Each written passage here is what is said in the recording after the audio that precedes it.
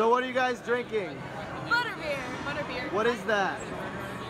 It's a drink from the Harry Potter film. Do they drink that at like Hogwarts? Yeah. Wow, that's so cool. So this is me trying the frozen butterbeer, Harry Potter World. That's good. It tastes really sweet, almost like vanilla.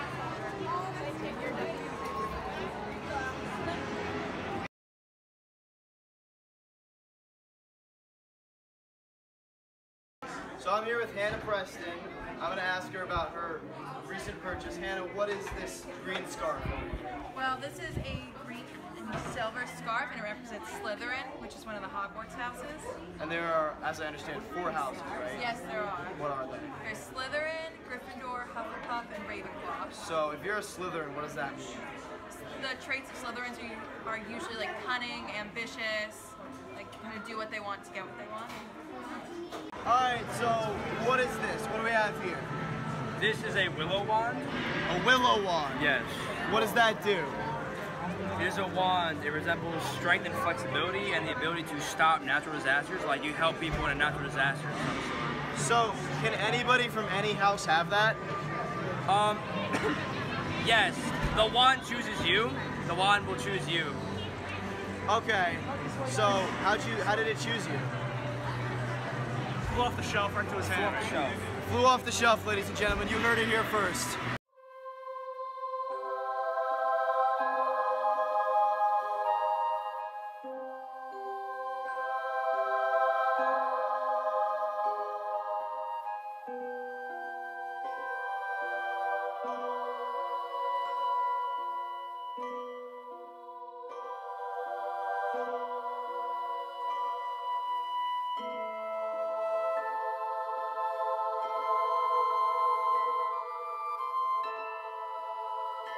Alright, we're here at Hogwarts right now. We got chocolate frogs. Kaylee, what is a chocolate frog? So basically there's just like these things in Harry Potter. They actually are alive in Harry Potter and they jump a lot around and Ron eats them. Wait, so Ron eats these? Yes. And they jump? Yes. Isn't that kind of gross? A little, but I'm sure Alright, let's take a bite. Why don't we wait till they're done? That's pretty good. It's probably not worth 11 bucks, yeah. but it's good.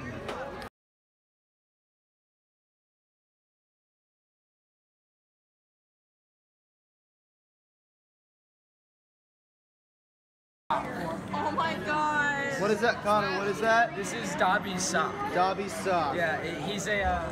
You heard it here first, ladies and gentlemen. That is Dobby's sock. What? Is his technical?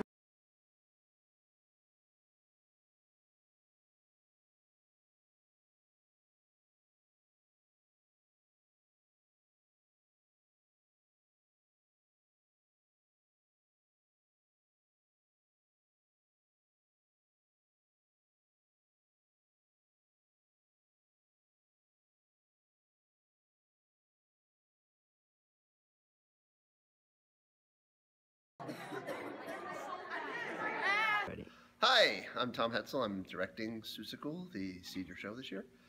And Seussical is a bunch of different Dr. Seuss stories, sort of all cut and pasted together with some original stories mixed in there as well. But it's lots of fun characters and fun scenes and fun songs, and you should come see it again and again. I'm Julianne Watson, and I'm playing JoJo in Seussical. I'm TJ Sullivan, and I'm playing Horton the Elephant.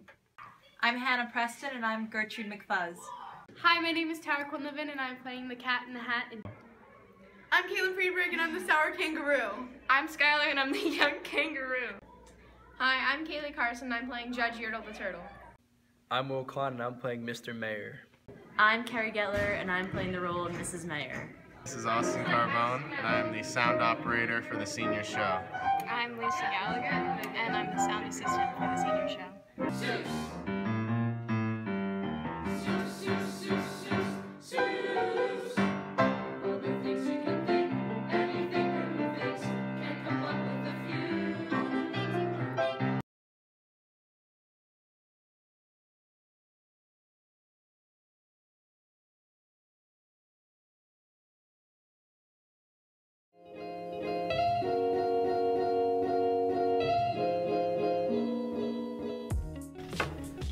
So Yu-Gi-Oh! Is a Japanese card game invented by Konami and Kazuki Takahashi as a collaboration.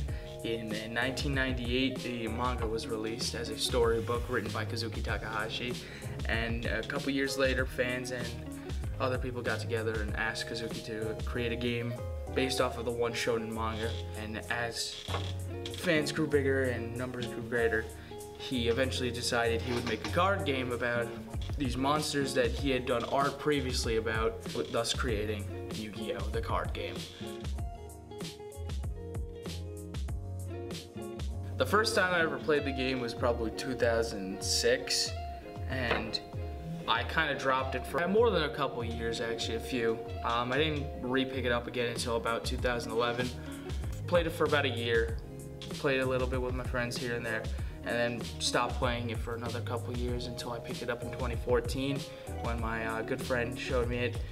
From that point on, we kind of played it, bought some new cards, and that's basically how it is.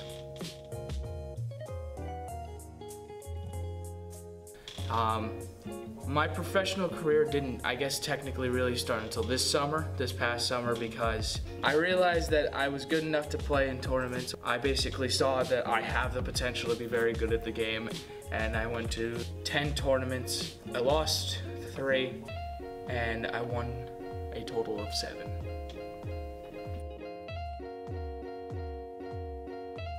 Well, tournament winnings can range from anything between card sets or money. Now, most of the time it is card sets, and you do win a certain value of cards. Most of the tournaments I've been to included money, because the bigger the tournament, the more value the prize is. So say if you join a local tournament, the chances are it's going to probably be a value pack of a card set, like say like a time deck or something like that. But if you go to say an international tournament, the prizes can go up to like $10,000. So, yeah.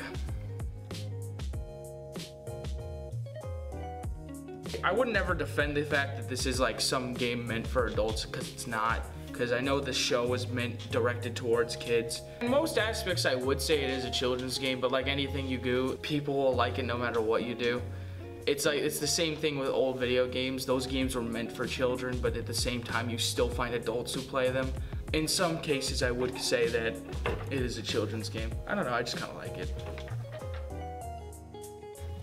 And that's basically it.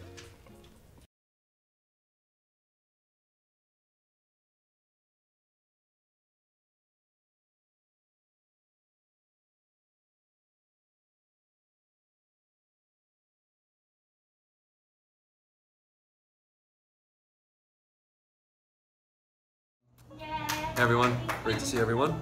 Hope you're having a great day. So what have been some of your past experiences with the Costa Rica trip? What have been some of my past experiences? I'm really excited to run the trip. Just to give you a little bit of history, I've run 2 types of international trips, both to Spanish-speaking countries, once to Costa Rica, once to Spain.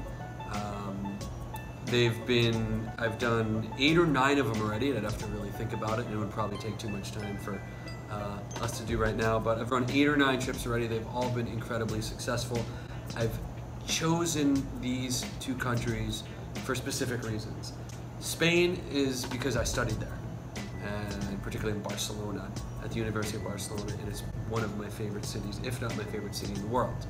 And it's so rich in history, it's vibrant, the culture is vibrant, the cuisine, everything. And it's a beautiful setting right in the Mediterranean. That's where we start out, and then we travel all around Spain. The other trip is to Costa Rica. When I graduated college, I moved to Costa Rica, and I had an amazing experience. I lived there for a year, and I opened up a small tour guiding business. I still have a lot of close friends there. And it's a very, very safe country. It's considered the Switzerland of Latin America. There is no army, it's a neutral country. So it's sort of a unique nugget of information right there. And those are the 2 countries we go to. The trips have been wonderful. They sort of run themselves. The kids, like when we get there, it's just an amazing experience for everyone, as for me. So when I run the trips, it's nice to be there, and I live vicariously through the students' experiences, because I can really sort of relive through their emotions and their excitement the first times, because I can very well remember the first times that I did all of the types of things that we do on the trips. Okay, and how would you say that the Costa Rica trip helps students sort of develop their Spanish skills?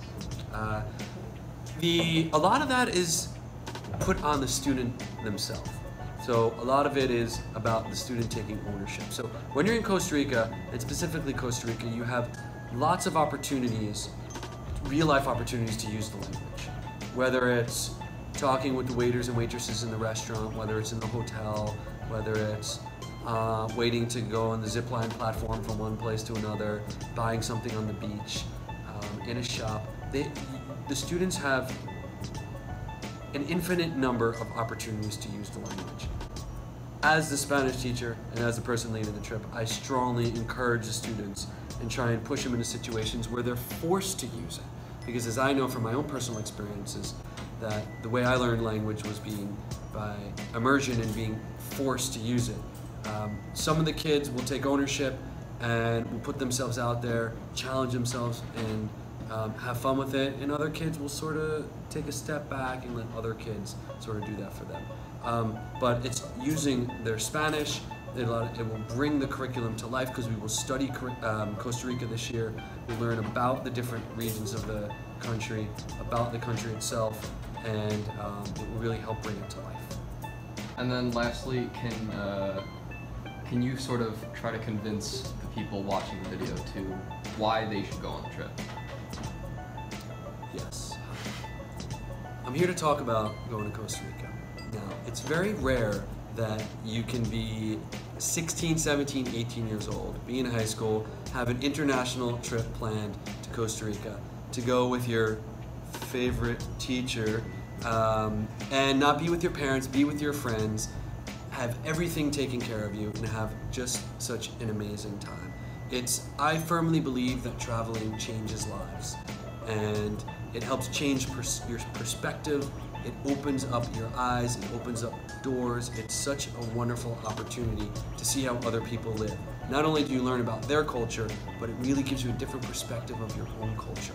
It helps you appreciate where you come from and what you've been given your whole entire life. And Costa Rica for me is one of the most exciting places that you can go. It's a leader in ecotourism, or green tourism, and being aware of the environment. And I would strongly recommend you going. The people are wonderful. The famous expression from Costa Rica is pura vida. And pura vida literally means pure life, but it's kind of their way of saying Hakuna Matata. And it's a wonderful place.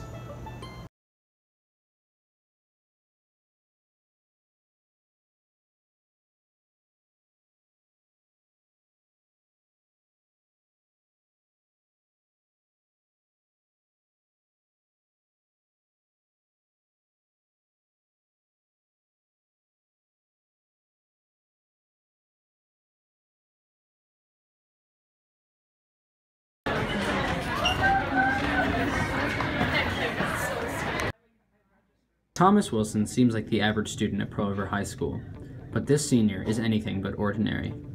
It's his accomplishments on the track that really set Thomas apart.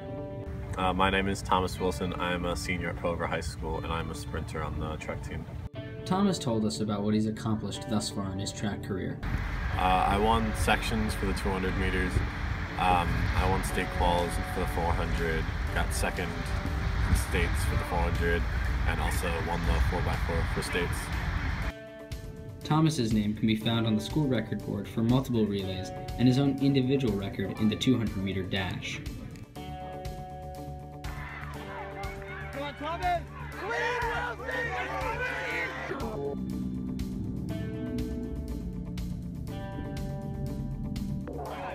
We asked Thomas about his coach, Gilbert Hawkins. He's a very good coach. He's very good with everyone on the team. He makes sure we all text him after we finish a workout or on our own, and he always replies back and gives us more tips on what to do. Mr. Hawkins told us his goals for Thomas for the upcoming season.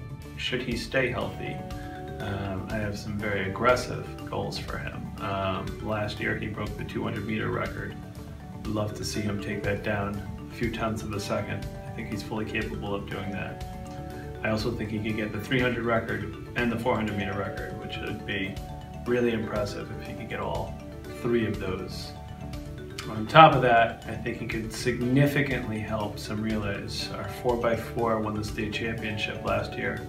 I'd love to see him duplicate that along with an individual win in the 400. And our our distance medley relay was ranked as one of the best teams in the country. If we could have a better performance at nationals, I'd be a very happy coach. The young sprinter had similar goals. I'd like to stay healthy throughout the next 2 seasons, which is most important.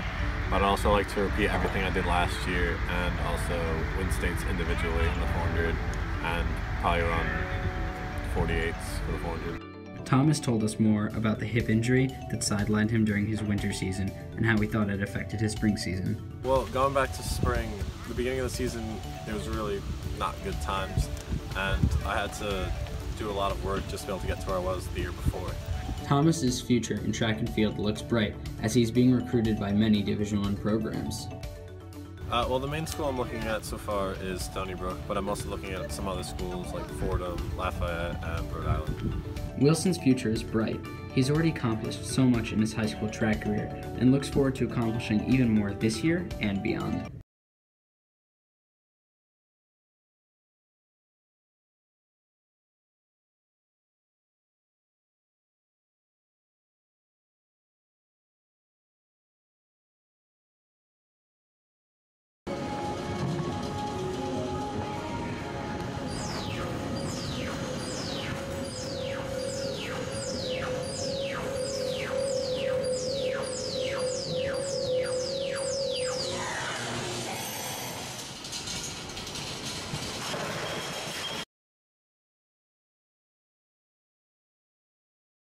So what ride did you just get off of? I just went on Space Mountain. Space Mountain. How long was the wait? 70 minutes. Alright, you think it was worth it? Yes, it was so much fun! Alright, so you guys just came out of Mission Space? Yep. Alright, what'd you think? I thought it was a pretty good ride, but if I had to wait any longer, probably wouldn't. So, scale from 1 to 10, worth the wait? For a 10-minute wait, I think it is maybe an 8. Right on time.